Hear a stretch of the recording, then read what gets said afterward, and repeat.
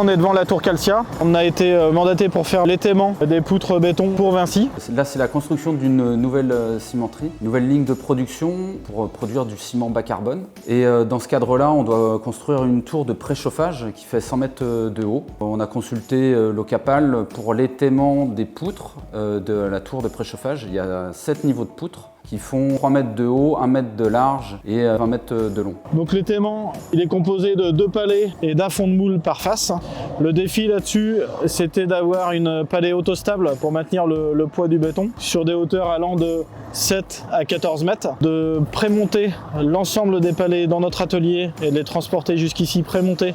Le coffrage glissant, il glisse 24 heures sur 24, 7 jours sur 7. Il s'arrête au-dessous des fonds de moule pendant 36 heures. Et pendant ces 36 heures, on pose donc ces 8 palets par niveau et ces 4 fonds de moule par niveau. Ensuite, ils posent leur cage d'armature pour pouvoir enchaîner les niveaux qui suivent.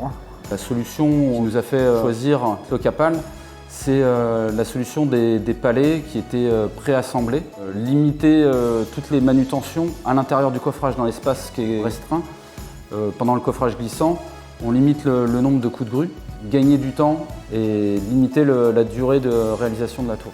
Concernant la modélisation de la structure, cette opération a nécessité de mettre en simultané 2 projeteurs en charpente métallique. Nous avons garanti le respect strict du cahier des charges de notre client, notamment l'interface avec sa structure béton armé et toutes les platines nécessaires à la mise en œuvre du process industriel.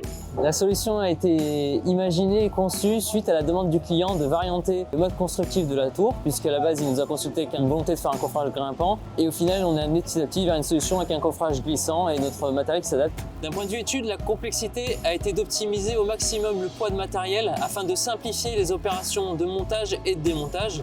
On a dû concevoir des points de levage spécifiques, mais également des palonniers qui serviront au démontage afin de sortir la structure en sous-œuvre des poutres béton.